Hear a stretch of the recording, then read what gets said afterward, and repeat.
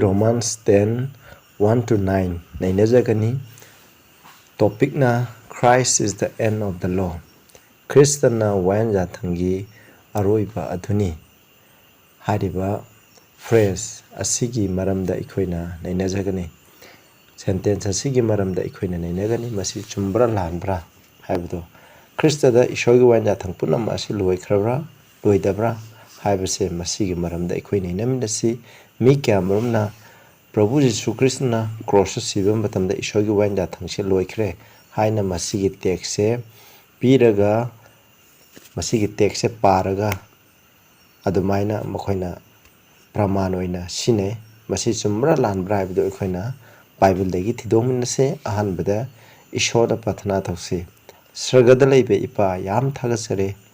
aikoina hoji nainagadaba wayel yathang ado Christada loikre haibase chumra lanbra haibse maramda nainagadawri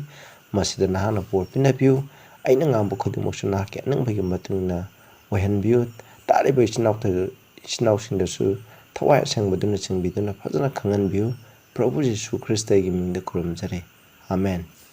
Akhoi ahamda paminase Romans 10 gi 1 to 3 ichine nawsa aigi thamoida aigi thamoi gi apamba amasung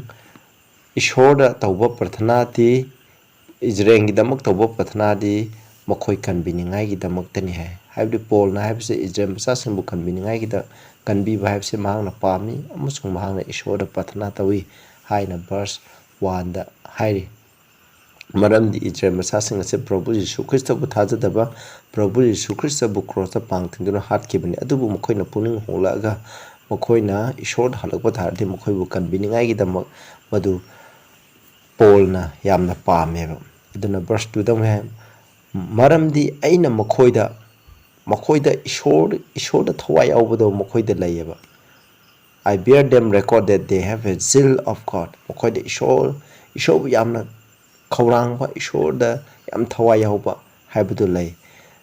but adubu not according to knowledge adubu gyan adugi matungna nate haidi Prabhu Jesu Christa bu khangba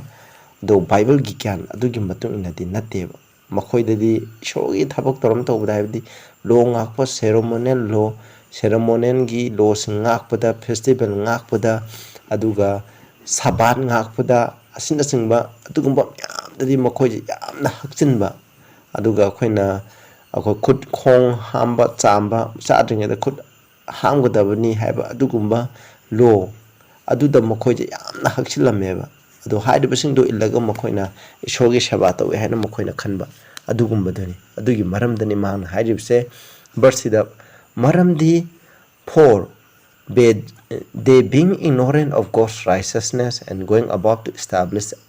their own righteousness adubu makhoina ishogi dharma semba do makhoina khangdaduna makhoi masaigo eba dharma semba do semganaba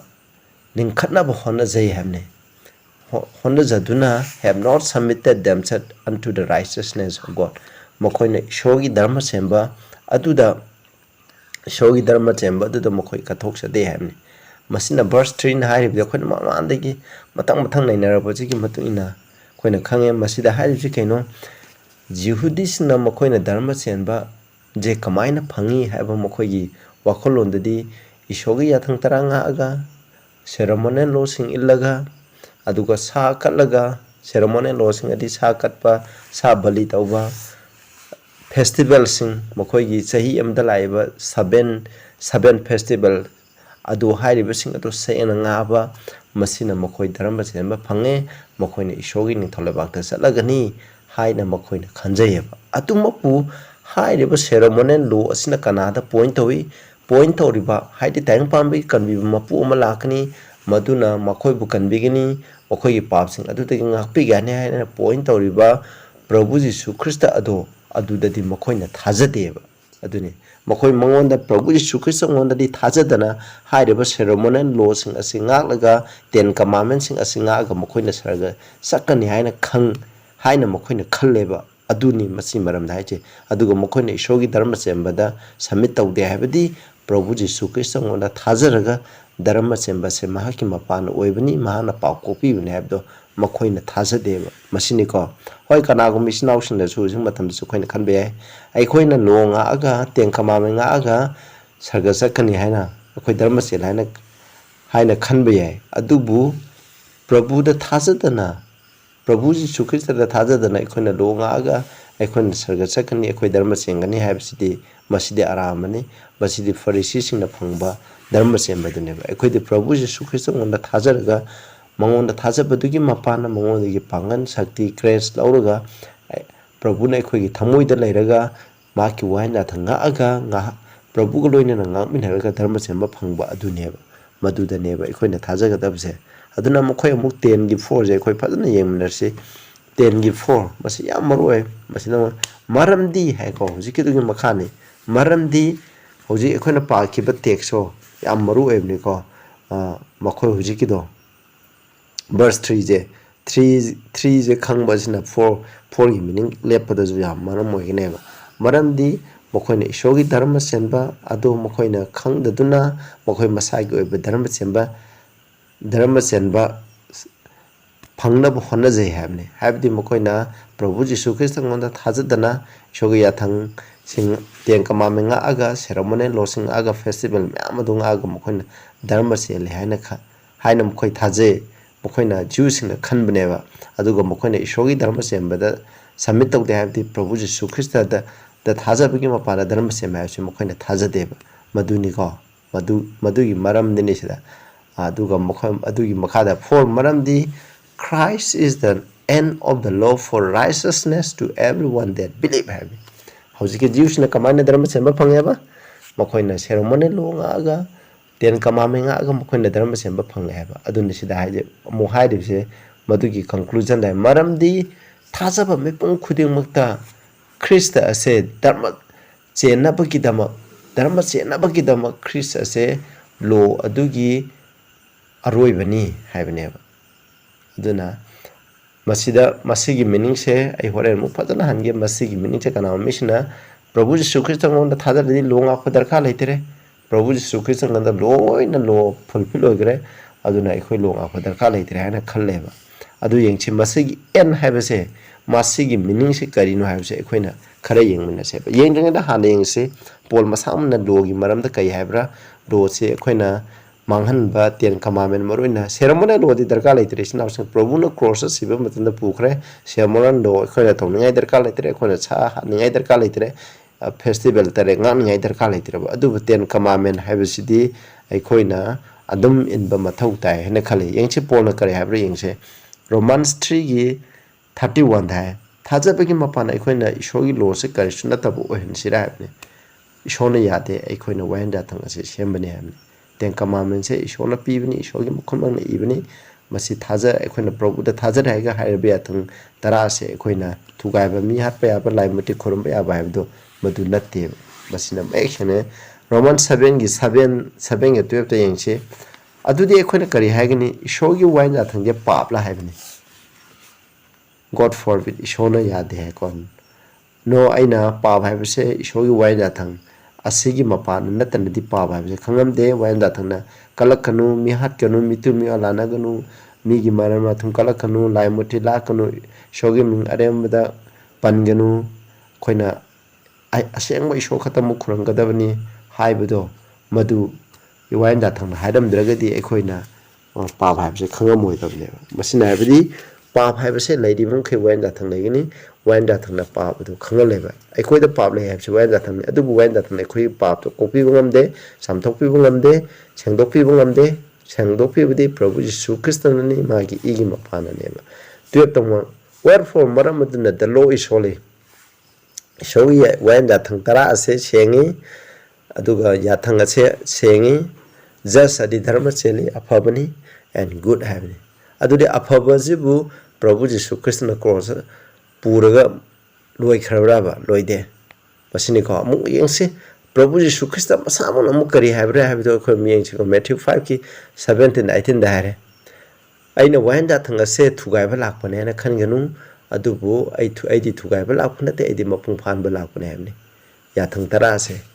koina miyebna ya thang tara se pa tawduna ꯑꯩꯈꯣꯏꯅ ꯌꯥꯊꯪ ꯇꯔꯥꯁꯦ ꯏꯟꯕ ꯉꯝꯗ꯭ꯔꯦꯕ ꯑꯗꯨ ꯍꯥꯏꯔꯤꯕ ꯏꯟꯕ ꯉꯝꯗꯕꯗꯣ ꯀꯃꯥꯏꯅ ꯑꯩꯈꯣꯏꯅ ꯏꯟꯕ ꯉꯝꯒꯅꯤ ꯀꯃꯥꯏꯅ ꯑꯩꯈꯣꯏꯅ ꯃꯄꯨꯡ ꯐꯥꯍꯟꯒꯅꯤ ꯍꯥꯏꯕꯗꯨꯒꯤ ꯃꯔꯝꯗꯅꯦꯕ ꯃꯁꯤꯒꯤ ꯃꯔꯝꯗꯁꯨ ꯑꯩꯅ ꯔꯣꯃꯥꯟ ꯆꯦꯞꯇꯔ 8 ꯅꯩꯅꯕ ꯃꯇꯝꯗ ꯐꯖꯅ ꯅꯩꯅꯈ꯭ꯔꯦ ꯃꯗꯨꯅ ꯑꯩꯈꯣꯏꯅ ꯑꯃꯨꯛ ꯍꯟꯅ ꯌꯦꯡꯕꯤꯌꯣꯕ ꯑꯗꯨꯒ ꯃꯁꯤꯗ ꯍꯥꯏꯀꯣ ꯚꯔꯁ 18ꯗ ꯍꯥꯏꯕꯁꯤ ꯁꯔꯒ ꯄ꯭ꯔꯤꯊꯤꯕꯤꯗꯤ ꯃꯥꯡꯈꯤꯕ ꯌꯥꯏ ꯑꯗꯨꯕꯨ ꯏꯁꯣꯔꯒꯤ ꯋꯥꯍꯦꯟ ꯌꯥꯊꯪ ꯑꯗꯨꯗꯒꯤ ꯈꯨꯖꯤꯟ ꯃꯆꯦꯠ ꯑꯃ ꯅꯠꯇ꯭ꯔꯒ ꯕꯤꯟꯗꯨ ꯃꯆꯦꯠ ꯑꯃ ꯂꯣꯏꯅꯃꯛ ꯊꯨꯡꯗ꯭ꯔꯤ ꯐꯥꯎꯕꯀꯣ ꯃꯥꯡꯕ ꯌꯥꯔꯣꯏ ꯍꯥꯏꯅ ꯃꯁꯤꯗ ꯍꯥꯏ ꯑꯗꯨꯒ ꯑꯃꯨꯛ ꯌꯦꯡꯁꯦ ꯖꯣꯟ 14:15ꯗ ꯍꯥꯏ ꯄ꯭ꯔꯚꯨꯖꯤꯅ if you live me keep my commandment ꯅꯈꯣꯏꯅ ꯑꯩꯕꯨ ꯅꯨꯡꯁꯤ ꯇꯥꯔꯗꯤ ꯑꯩꯒꯤ ꯌꯥꯊꯪꯁꯤꯡ ꯉꯥꯛꯎ ꯍꯥꯏꯕꯅꯤ ꯍꯥꯏꯕꯗꯤ ꯑꯩꯈꯣꯏꯅ ꯏꯁꯣꯔ ꯅꯨꯡꯁꯤꯔꯒꯗꯤ ꯑꯩꯈꯣꯏꯅ ꯀ꯭ꯔꯤꯁꯅ ꯈꯨꯔꯝꯃꯣꯏ ꯑꯩꯈꯣꯏꯅ ꯕꯨꯙ ꯈꯨꯔꯝꯃꯣꯏ ꯑꯩꯈꯣꯏꯅ ꯏꯁꯂꯥꯝ ꯅꯤꯡꯉꯣꯏ ꯑꯦꯅꯤ ꯙꯔꯃ ꯑꯃ ꯑꯦꯅꯤ ꯄ꯭ꯔꯤꯊꯤꯕꯤꯗ ꯈꯨꯔꯨꯝꯅꯔꯤꯕ ꯂꯥꯏꯁꯦ ꯑꯩꯈꯣꯏꯅ ꯈꯨꯔꯝꯃꯣꯏꯕ ꯑꯩꯈꯣꯏꯅ ꯄ꯭ꯔꯚꯨ ꯖꯤꯁꯨ ꯈ꯭ꯔꯤꯁꯇ ꯅꯨꯡꯁꯤꯔꯒꯗꯤ ꯏꯄꯥ ꯏꯁꯣꯔ ꯄ꯭ꯔꯚꯨ ꯖꯤꯁꯨ ꯈ꯭ꯔꯤꯁꯇꯕꯨ ꯈꯨꯔꯝꯒꯅꯦꯕ ꯃꯁꯤꯅꯤꯀꯣ ꯃꯁꯤꯅꯤ ꯑꯩꯕꯨ ꯅꯨꯡꯁꯤꯔꯒꯗꯤ ꯑꯩꯒꯤ ꯌꯥꯊꯪ ꯉꯥꯛꯎ ꯍꯥꯏꯕꯁꯦ ꯑꯩꯈꯣꯏꯅ ꯃꯥꯒꯤ ꯄꯣꯊꯥꯕ ꯅꯨꯃꯤꯠ ꯁꯦꯟꯅ ꯉꯥꯛꯀꯅꯤ ꯑꯩꯈꯣꯏꯅ ꯏꯁꯣꯔ ꯅꯨꯡꯁꯤꯔꯒꯗꯤ ꯃꯤ ꯍꯥꯠꯂꯣꯏ ꯃꯤ ꯍꯥꯠꯄ ꯑꯃꯅ ꯀꯃꯥꯏꯅ ꯏꯁꯣꯔ ꯅꯨꯡꯁꯤ ꯍꯥꯏꯒꯅꯤ ꯃꯤꯇꯨ ꯃꯤꯋꯥ ꯂꯥꯟꯅꯕ ꯑꯃꯅ ꯀꯃꯥꯏꯅ ꯏꯁꯣꯔ ꯅꯨꯡꯁꯤ ꯍꯥꯏꯒꯅꯤ ꯍꯥꯏꯕꯗꯨ ꯃꯁꯤꯅꯦꯕ 4 John 5:3ꯗꯁꯨ ꯍꯥꯏ ꯃꯁꯤꯗ ꯍꯥꯏ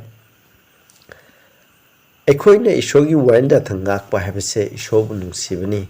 ꯃꯔꯝꯗꯤ ꯃꯍꯥꯛꯀꯤ ꯋꯥꯌꯦꯜ ꯌꯥꯊꯪꯁꯤꯡ ꯑꯁꯤ ꯑꯂꯨꯝꯕꯅ ꯒ꯭ꯔꯤꯚꯁ ꯍꯥꯏꯗꯤ ꯍꯥꯔꯠ ꯍꯥꯏꯕꯅꯤ ꯍꯥꯔꯠꯁꯝ ꯍꯥꯏꯕꯅꯤ ꯃꯁꯤ ꯌꯥꯊꯪ ꯉꯥꯛꯄ ꯑꯁꯤ ꯑꯔꯨꯕ ꯊꯕꯛ ꯅꯠꯇꯦ ꯍꯥꯏꯕꯅꯤ ꯅꯈꯣꯏꯅ ꯔꯣꯃꯥꯟꯁ ꯃꯊꯪ ꯅꯩꯅꯕꯁꯨ ꯌꯥꯎꯒꯅꯤ ꯔꯣꯃꯥꯟꯁ ꯑꯩꯈꯣꯏꯅ 13ꯗꯁꯨ 8ꯗꯁꯨ ꯑꯩꯈꯣꯏꯅ ꯌꯦꯡꯒꯅꯤ ꯅꯨꯡꯁꯤꯕꯅ ꯋꯥꯌꯦꯜ ꯌꯥꯊꯪ ꯃꯄꯨꯡ ꯐꯥꯍꯜꯂꯦ ꯍꯥꯏꯕꯁꯦ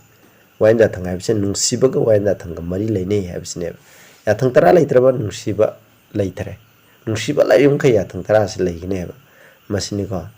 ꯑꯗꯨꯒ ꯔꯣꯃꯥꯟꯁ 22 ꯔꯦꯚꯦꯂꯦꯁꯟ 22:14ꯗꯁꯨ ꯍꯥꯏꯖꯩ ꯏꯁꯣꯔꯒꯤ ꯌꯥꯊꯪ ꯉꯥꯛꯄ ꯃꯤꯁꯤꯡ ꯑꯗꯨ ꯌꯥꯏꯐꯕꯅꯤ ꯃꯈꯣꯏꯅ ꯑꯩꯈꯣꯏꯅ ꯁꯔꯒꯒꯤ ꯒꯦꯠ 12ꯗꯣ ꯂꯥꯜꯂꯒ ꯑꯍꯤꯡꯕꯒꯤ ꯎꯄꯥꯝꯕꯤꯒꯤ ꯃꯍꯩ ꯆꯥꯕ ꯐꯪꯒꯅꯤ ꯍꯥꯏꯕꯅꯤ ꯌꯥꯊꯪ ꯉꯥꯛꯄ ꯃꯤ ꯈꯛꯇꯅꯤ ꯍꯥꯏꯕꯅꯤ ꯃꯁꯤꯗ ꯔꯦꯚꯦꯂꯦꯁꯟꯗ ꯍꯥꯏꯔꯤꯕꯁꯦ ꯖꯣꯟ ꯃꯁꯥꯃꯛꯅ ꯍꯥꯏꯔꯤꯕꯁꯦ ꯃꯁꯤꯅꯦꯕ ꯃꯗꯨꯅꯗꯤ ꯑꯩꯈꯣꯏꯅ ꯌꯥꯊꯪ ꯉꯥꯛꯄ ꯍꯥꯏꯕꯁꯦ ꯌꯥꯝ ꯃꯔꯨ ꯑꯣꯏ ꯌꯥꯊꯪ ꯉꯥꯛꯄ ꯍꯥꯏꯕꯁꯦ ꯅꯨꯡꯁꯤꯕꯅꯤ ꯅꯨꯡꯁꯤꯕ ꯑꯗꯨꯅꯤ ꯄ꯭ꯔꯚꯨ ꯌꯤꯁꯨ ꯈ꯭ꯔꯤꯁꯇꯅꯁꯨ ꯃꯁꯥꯃꯛꯅꯁꯨ ꯍꯥꯏꯔꯝꯃꯕꯅꯤ ꯑꯗꯨ ꯑꯣꯏꯇꯥꯔꯗꯤ ꯑꯩꯈꯣꯏꯅ ꯌꯦꯡꯁꯤꯀꯣ ꯍꯧꯖꯤꯛꯀꯤꯗꯨꯒꯤ ꯃꯤꯅꯤꯡ ꯑꯦꯟ ꯍꯥꯏꯕꯁꯤꯒꯤ ꯃꯥꯒꯤ ꯃꯤꯅꯤꯡꯁꯦ ꯑꯩꯈꯣꯏꯅ ꯒ꯭ꯔꯤꯛꯀꯤ ꯋꯥꯍꯩꯁꯤꯗ ꯇꯦꯂꯣꯁ ꯍꯥꯏꯕ ꯑꯁꯤꯗꯒꯤꯅꯤ ꯅꯣꯏ ꯁꯨꯝ ꯁ꯭ꯀ꯭ꯔꯤꯟꯗ ꯐꯖꯅ ꯌꯦꯡꯕꯤꯌꯣ ꯃꯥꯒꯤ ꯃꯤꯅꯤꯡꯁꯦ ꯌꯥꯝ ꯂꯩꯔꯦ ꯃꯁꯤꯀꯣ ꯃꯥꯒꯤ ꯃꯤꯅꯤꯡ ꯑꯁꯦ ꯃꯊꯪ ꯂꯩꯔꯦ ꯁꯤꯗ ꯄꯣꯏꯟ ꯑꯣꯔ ꯒꯣꯜ ꯍꯥꯏꯔꯦ ꯑꯗꯒꯤ ꯃꯊꯪꯗ ꯔꯤꯖꯜ ꯃꯥꯒꯤ ꯑꯩ ꯂꯣꯏꯅ ꯆꯠꯂꯈꯨꯝꯁꯤꯀꯣ ꯔꯤꯖꯜ ꯐꯣꯜ ꯃꯍꯩ ꯑꯗꯨꯒ ꯃꯊꯪꯗ ꯄꯔꯄꯁ ꯄꯥꯟꯗꯝ ꯍꯥꯏꯕ ꯑꯃꯁꯨ ꯂꯩꯔꯦ ꯑꯗꯨꯒ ꯁꯤꯗ ꯁꯨꯝ ꯂꯩꯔꯦ ꯀꯟꯇꯤꯅꯦꯟꯇꯦꯜ ꯀꯁꯇꯝ ꯐꯥꯏꯅꯦꯜꯂꯤ ꯍꯥꯏ ꯑꯗꯨꯒ KJVꯗ ꯁꯤꯖꯤꯟꯅꯕꯁꯦ ꯑꯦꯟ ꯍꯥꯏꯕꯁꯤꯅ 35 ꯇꯥꯏꯝ ꯁꯤꯖꯤꯟꯅꯩ ꯀꯁꯇꯝ ꯍꯥꯏꯅ ꯑꯍꯨꯝꯂꯛ ꯑꯥꯔꯊꯍꯜꯂꯦ ꯑꯥꯔꯊꯔꯃꯣꯁ ꯍꯥꯏꯅ 1 ꯍꯜꯂꯦ ꯐꯥꯏꯅꯦꯜꯂꯤ ꯍꯥꯏꯅ 1 ꯍꯜꯂꯦ ꯑꯦꯟꯗꯤꯡ ꯍꯥꯏꯅ 1 ꯍꯜꯂꯦ by once continuing ꯍꯥꯏꯔꯒꯅ 1 ꯂꯩꯔꯦ ꯃꯁꯤ 42ꯗ 41 ꯕꯔꯁꯇ ꯃꯁꯤ ꯌꯥꯎꯋꯦꯕ ꯑꯗꯨ ꯑꯣꯏꯇꯥꯔꯗꯤ ꯑꯩꯈꯣꯏꯅ ꯌꯦꯡꯁꯤ ꯃꯥꯒꯤ ꯃꯤꯅꯤꯡꯁꯦ ꯀꯔꯤꯅꯣ ꯍꯥꯏꯕꯁꯦ ꯑꯩꯈꯣꯏꯅ ꯀꯟꯇꯦꯛꯁꯀꯤ ꯃꯇꯨꯡ ꯏꯟꯅꯁꯨ ꯌꯦꯡꯒꯗꯕꯅꯤꯀꯣ ꯍꯣꯏ ꯑꯦꯟ ꯍꯥꯏꯕꯁꯦ ꯑꯔꯣꯏꯕꯁꯨ ꯍꯥꯏ ꯑꯦꯟ ꯍꯥꯏꯕꯁꯦ ꯃꯥꯒꯤ ꯔꯤꯖꯜ ꯑꯣꯏꯕ ꯌꯥꯏ ꯄꯥꯟꯗꯝ ꯑꯣꯏꯕ ꯌꯥꯏ ꯑꯗꯨꯕꯨ ꯑꯩꯈꯣꯏꯅ ꯔꯣꯃꯥꯟꯁ ꯑꯩꯈꯣꯏꯅ ꯌꯦꯡꯁꯤ ꯑꯦꯟ ꯍꯥꯏꯕꯁꯤꯒꯤ ꯃꯤꯅꯤꯡꯁꯦ ꯑꯩꯈꯣꯏꯅ yengsi ꯔꯣꯃꯥꯟꯁ 14:9 ꯌꯦꯡꯉꯣ for to this end Christ both died and rose and revived ꯍꯥꯏ ꯃꯁꯤꯒꯤ ꯃꯤꯅꯤꯡꯁꯦ ꯌꯦꯡꯉꯣ to this end Christ masigi aroibada Christi have nateba magi meaning to this end ade for this purpose Christ both died and rose have never magi pandam lisineba sideda NLT New Living Translation Christ died and rose again for this very purpose hai magi en have meaning the purpose hai masi pandam masigi da Christian siraga hinga amu sike aduga amu hinkat ki hai aduga NIV da ko for this very reason hai NIV da namu NIV gi maramje kaino reason hadi masigi maram haina artha leba masigi maram di mahidi Christana seki amsing katki habineba aduga 10 koina Romans 10 gi 4 je magi meaning je karino habda ekoina yengse masi ekoina finality aroiba loisanba loikhre habdu nateba adam haidi lo se manghan kare aduna muthat kare habdu nateba sida New Living Translation da ko 10 gi 4 da for Christ has accomplished the whole purpose of the law law gi apung phaba pandam mado Jesu Christana thungan khare habne aduna Romans 10:4 haise magi meaning di for Christ is the end of the law for righteousness dharma chen bagi dama Christana law adugi pandam ni habne aduna khuna dharma chen ba phange ta di kedoba yathanga kwa tenka mame ngak pado khuna Prabhu Jisu Christ ngone thajadana yathanga puduna nateba Christa da thajar ga yathanga puduneba aduni magi pandam je haise masi magi meaning se masini go aduga mu ai magi meaning se si laigre huji si laigre aduna ikoina sidagi akoina khangkhre aduna magi meaning se go Romans 10:4 gi meaning se akoina en habide purpose ni habise masi akoina karangumsu Romans 14:9 da su en habise gi meaning ge purpose ni atopusu laire adubu haidiba sigi pandam gi matung na akoina khangkhre madudi en habise gi athadi loikre habinate masi Christa da logi wain dathang ado dharma sembagi da mo wain dathang khuting mo to Christa da mapung phana bagi pandam do aduneba magi mahi result do neba dharma sembagi maduni magi meaning se hadip se snap sang masi ya view masi bible gi aseng ba meaning ni ko bible na habi bani khoina lo se tengka mame makata na nga putar ka leitere haragadi ai huji mi hat pa yare ai huji laimati khuram ba yare ai huji Krishna ning ba yare ai huji Buddha ning ba yare Islam dharma sap yare ai khoine maite gi lai orju any prithibida mina khuram nari ba lai ma hekta khuram ba yare madu yabra yade ba madu ko aina mi hat pa su yade imai pa na haibi inda ba su ya adudi lo loi gradi madu loina mu taw ba yara ba yade ba bitum yo la na ba yare ba yade na mi gi nupi angangi izat lo ba yabra yade adu lo ta de nang jien na sang ta hoji ai khoina lo je loi khrai ta di akoina hoji mi ma haladi nang nei kai de tan thok kani ngai de tan thok na tan ai gi dan di matu na farsi phaw to bi ai ba adoi ta di khoina Prabhu da thajara di lo nga phadar ga lai thrai de khoi je we become worst animal in the world we become terrorists muslim sing kwai tam thi ba terrorist ne abdu de gi hena Christian oi ba khoi je hena terrorist oi ra ne ba madu are mangak tani ko madu nate masi lo roi ba nate habse akoina masi khangje amu 10 gi 5 to 7 akoi yeng ase sida 5 ta Moses na lo de gi phangba dharma sembudo asumna sandona tae ko that the man which do those things shall live by them adubu hai lo de gi dharma sembudo di hai ba lo adu khaktang ilaga hingane ba seramone lo khaktang akani tenka ma men khaktang akane ba mokona adugi mapana mokhoini hingane ba Christa thajadana am ko but adu 6 the righteousness which is of faith thajab de phangba righteousness di speak it on this way asumna makhata na hai nangi thamoi da hai ginu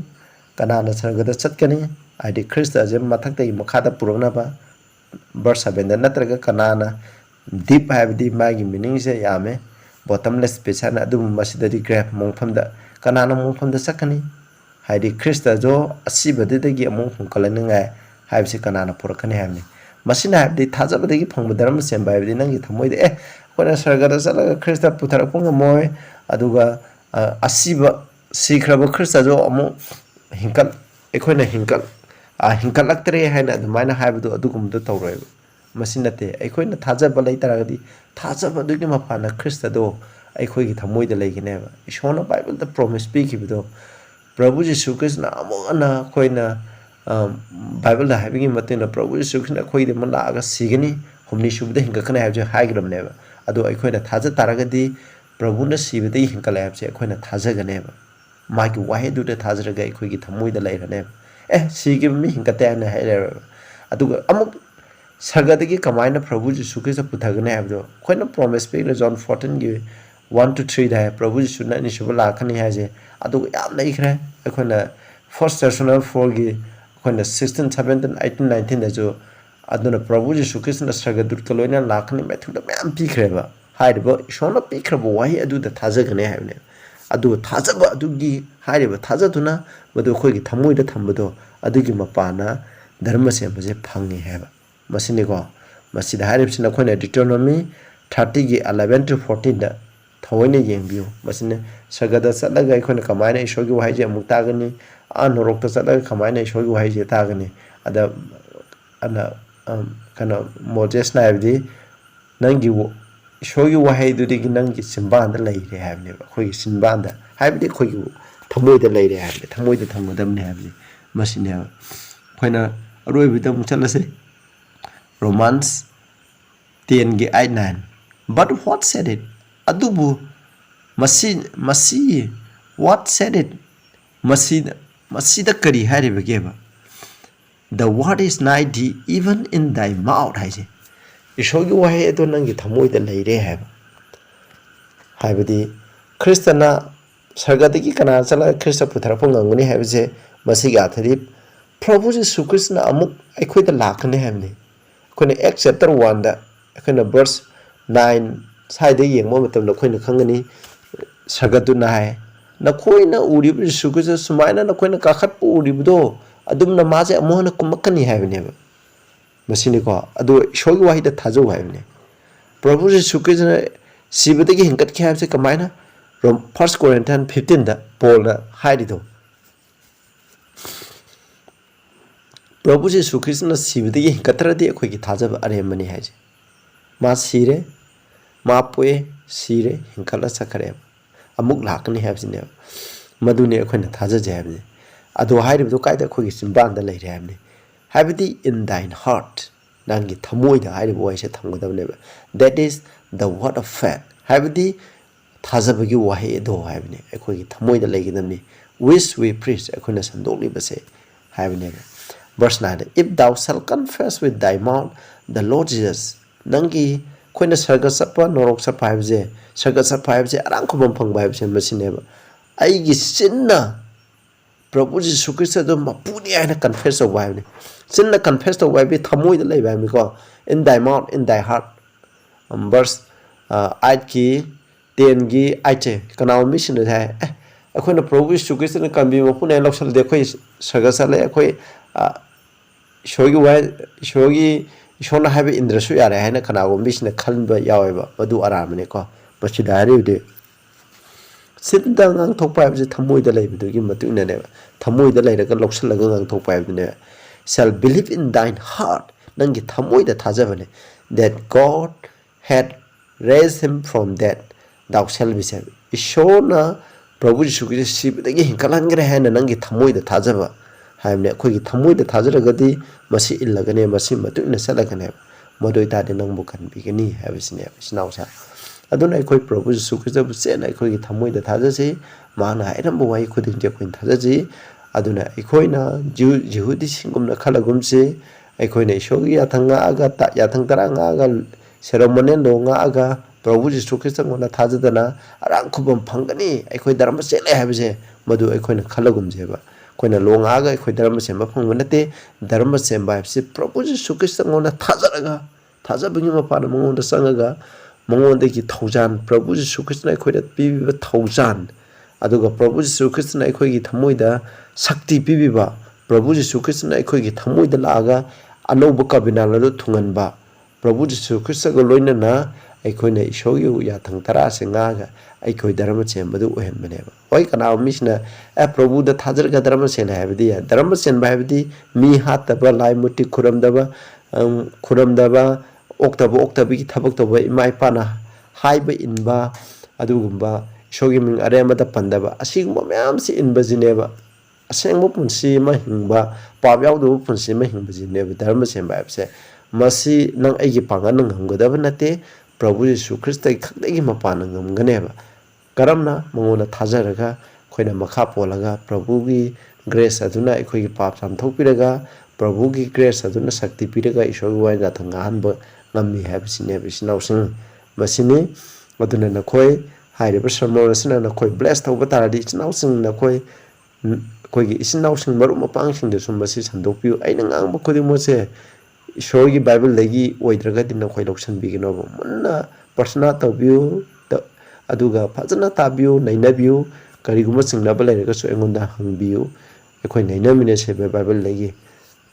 ताबीब मैम सोनो बोपी बोसन पथना तौर सगद लेम थागसरे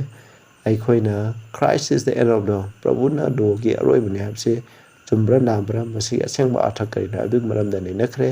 नैनख्रब खुदिम से भाव ताहनबगी थमो थागसरे तारिब खुदिंग नान मपान बोपीनबिउ ꯄ꯭ꯔꯚꯨ ꯖꯤꯁꯨꯒꯤ ꯃꯤꯡꯗ ꯈꯨꯔꯨꯝꯖꯔꯤ ꯑꯥꯃꯦꯟ